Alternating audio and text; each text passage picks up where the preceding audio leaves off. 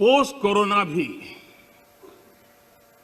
एक नया world order नजर आ रहा है. We have before us the opportunity to forge for ourselves and for future generations a new world order.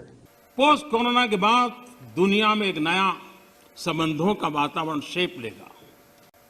लेकिन आज पोस्ट कोरोना जो नया वर्ल्ड ऑर्डर तैयार होगा और होना ही है. When we are successful, and we will be, we have a real chance at this new world order, an order in which a credible United Nations can use its peacekeeping role to fulfill the promise and vision of the UN's founders. लेकिन आज post corona जो नया world order तैयार होगा और होना ही है, किस रूप का होगा, कैसा होगा, कौन उसको इनिशिएट करेगा, वो तो वक्त बताएगा. लेकिन सिर्फ जनसंख्या के आधार पर हम दुनिया में अपनी मजबूती का दावा नहीं कर पाएंगे. This is what will happen in the United States if you allow all these schmucks to bring the country to crisis, to promise people all kind of goodies and the paradise on earth, to destabilize your economy, to eliminate the principle of free market competition, and to put a big brother government in Washington, D.C., with benevolent dictators like Walter Mondale, who will promise lots of things, never mind whether the promises are fulfillable or not. He will go to Moscow to kiss the bottoms of new generation of Soviet assassins, never mind. He will create false illusions that the situation is under control. Situation is not under control. Situation is disgustingly out of control. Most of the American politicians, media, and educational system trains another generation of people who think they are living at a peacetime. False. The United States is in the state of war, undeclared total war against the basic principles and the foundations of this system. And the initiator of this war is not Comrade Andropov, of course. It's the system, however ridiculous it may sound, the world communist system or the world communist conspiracy. Whether I scare some people or not, I don't give a hoot. If you are not scared by now, nothing can scare you. But you don't have to be paranoid about it. What actually happens now, that unlike myself, you have literally several years to live on unless the United States wake up. The time bomb is ticking. With every second, the disaster is coming closer and closer. Unlike myself, you will have nowhere to defect to, unless you want to live in Antarctica with penguins. This is it. This is the last country of freedom and possibility. Out of these troubled times, our fifth objective, a new world order, can emerge, a new era, a world quite different from the one we've known, a world where the rule of law supplants the rule of the jungle. It is a big idea, a new world order, where diverse nations are drawn together in common cause to achieve the universal aspirations of mankind, a world in which there is the very real prospect of a new world order, a world where the United Nations is poised to fulfill the historic vision of its founders.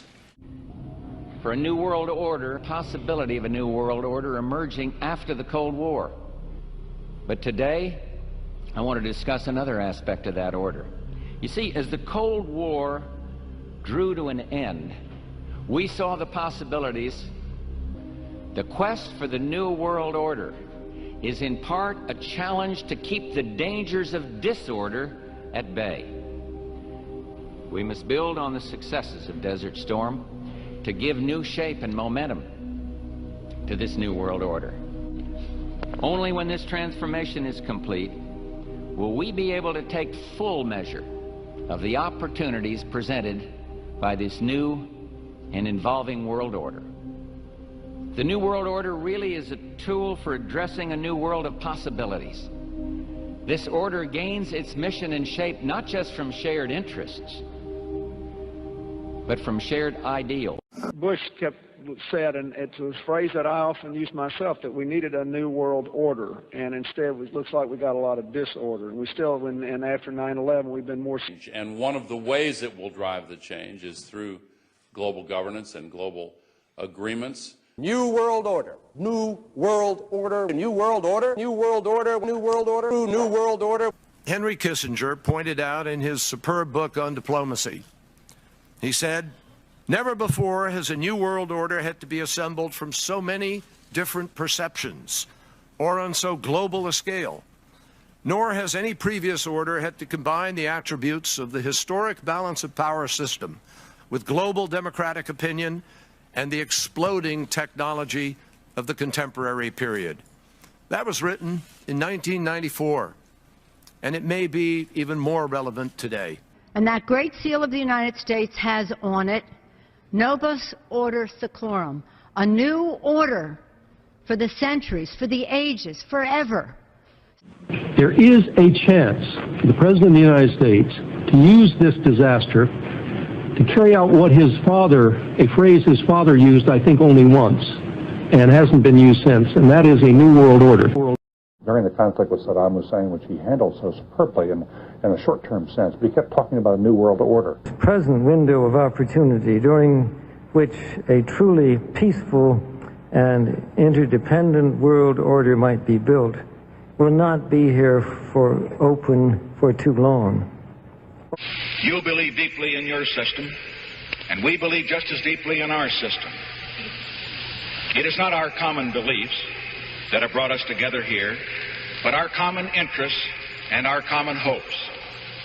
The interest that each of us has to maintain our independence and the security of our peoples, and the hope that each of us has to build a new world order in which nations and peoples with different systems and different values can live together in peace, respecting one another while disagreeing with one another, letting history rather than the battlefield be the judge. 2009 is also the first year of global governance, with the establishment of the G20 in the middle of the financial crisis. The climate conference in Copenhagen is another step towards the global management of our planet. A new world order, a new consensus as to how life should and could be lived. The pieces are in flux, soon they will settle again. Before they do, let us reorder this world around us. I think a new world order is emerging, and with it the foundations of a new and progressive era of international cooperation.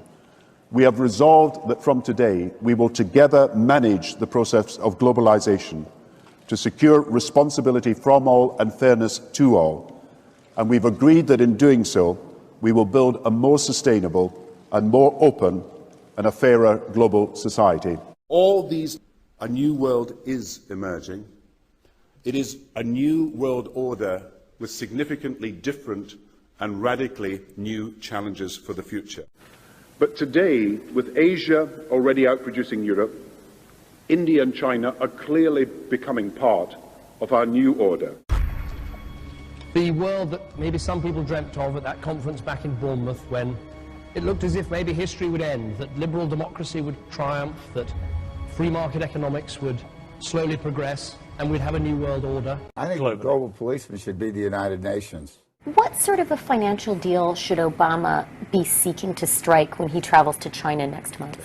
No, I think this would be the time, because you really need to bring China into the creation of a new world order. In many parts of the world simultaneously, you have India, Pakistan, in this period, when really a new world order can be created. It's a great opportunity. It isn't just a crisis. There's a need for a new world order.